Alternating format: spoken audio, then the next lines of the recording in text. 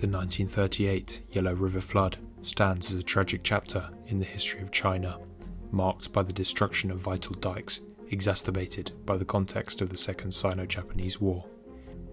This catastrophic event had immediate and long-term consequences, impacting millions of lives and reshaping the landscape of the region. The flood was a man-made flood that lasted from June 1938 to January 1947, created by the Chinese National Army's intentional destruction of dikes along the Yellow River.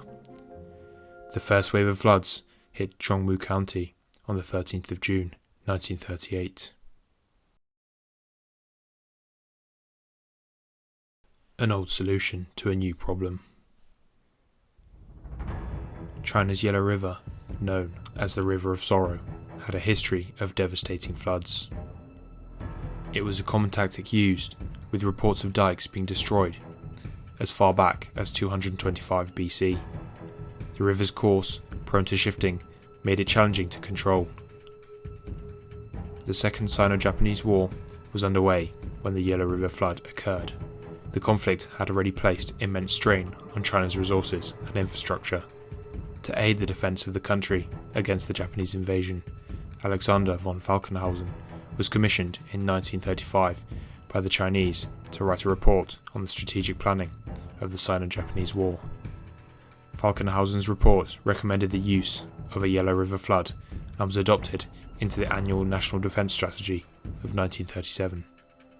With this report founding the basis of their plan, the nationalist Chinese government adopted a desperate strategy known as the Scorched Earth policy during the Second Sino-Japanese War. They deliberately destroyed dikes along the Yellow River to impede the advancing Japanese forces.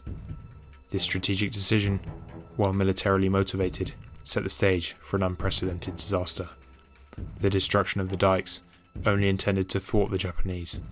However, it only added to the nation's woes, as millions were displaced by the war, and cities already struggling with the flood only amplifying the humanitarian crisis.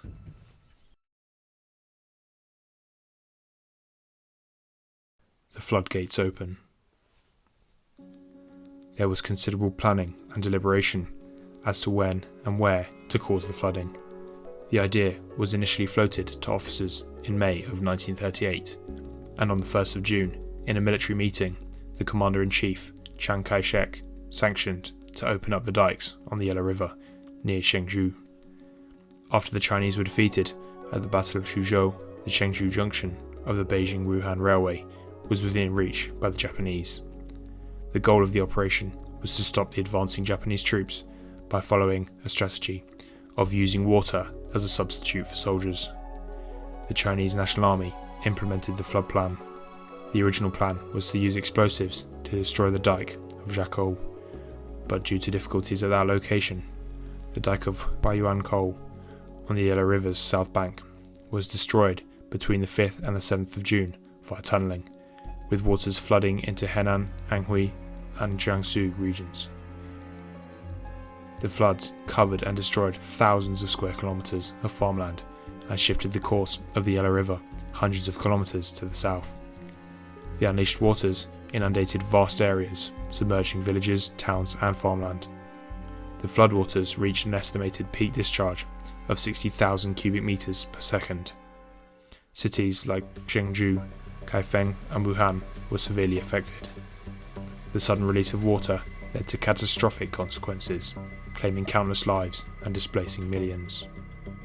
Despite the ecological and social impact, the Chinese National Army took the opportunities to encircle the swamped Japanese army.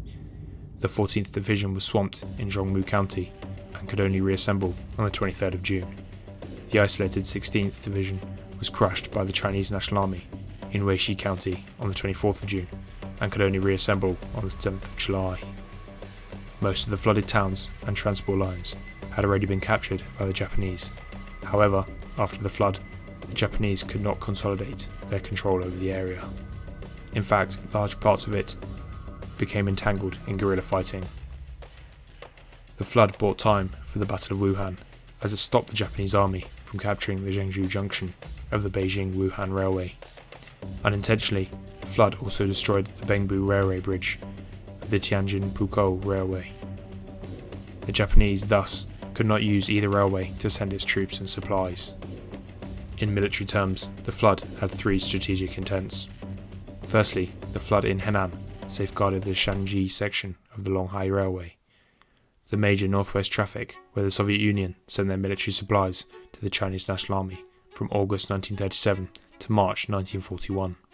Once the German arms export to the Chinese National Army stopped in April 1938, the Soviet Union became the biggest arms exporter to China until the United States joined. Secondly, the inundated land across Henan and the flooded tracks of the Beijing-Wuhan Railway made it difficult for the Japanese army to mobilize into Shanxi. Throughout Chinese military history, Shanxi is always the major path to Sichuan, and the Japanese plan to enter the Sichuan Basin was no different.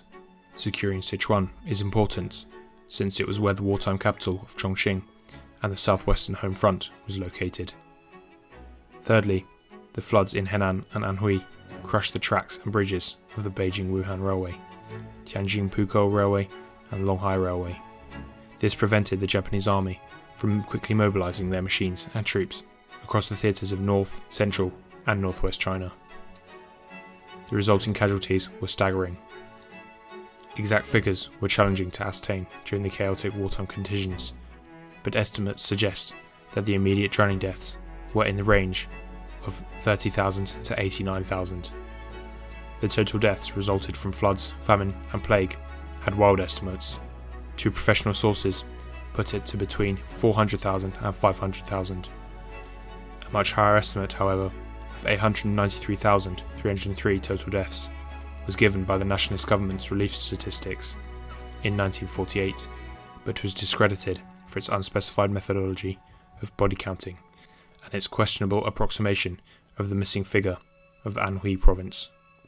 The nationalist government's relief statistics were even higher than two early communist estimates in the 1950s, which put the total deaths to 470 and 500,000 respectively.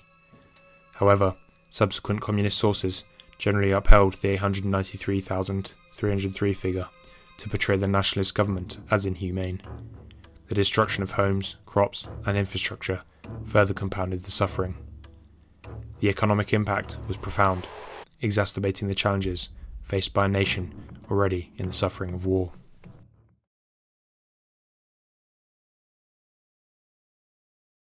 Consequences. The long-term consequences of the flood were multifaceted. After the flooding, the Yellow River was diverted from its earlier course at Huanyangkou and flowed into the Jialu River in Zhongmu County.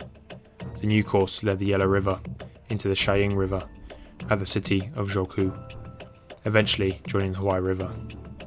Water overflowed from these small rivers, causing widespread destruction in the basin. According to a post-war report, floods inundated 32% of land and 45% of villages in 20 affected counties. Besides the massive death toll, the flooded areas were affected for years to come. The flooded countryside was more or less abandoned and all the crops destroyed. Upon the recession of the waters, much of the ground was uncultivable, as much of the soil was covered in silt. Many of the public structures and housing were also destroyed, leaving any survivors destitute. The irrigation channels were also ruined, further adding to the toll on the farmlands. The agricultural heartland of China, crucial for food production, faced prolonged challenges as fertile land turned into marshes. The destruction also had a long-term psychological effect on the Chinese population. The nationalist government was slow to provide disaster relief, and the displaced population struggled to rebuild their lives amid the ongoing war. The altered landscape and economic disruptions persisted beyond the war, shaping the post-war recovery and reconstruction efforts. It is also important to note that these events constitute a war crime due to the enormous civilian impact, and as such is often reported as one of the worst Allied war crimes of the Second World War period. The 1938 Yellow River flood became a symbol of the tragic intersections of war and natural disaster. It highlighted the interconnectedness of military strategy and environmental consequences. The scars left by the flood endured in the collective memory of the Chinese people, serving as a reminder of the sacrifices made during a tumultuous period in the nation's history. Thank you for watching this video. If you enjoyed it, then please give it a like, and for more amazing tales and thrilling stories, don't forget to subscribe to Uncovered Secrets. Also, hit the bell icon to stay notified for every release.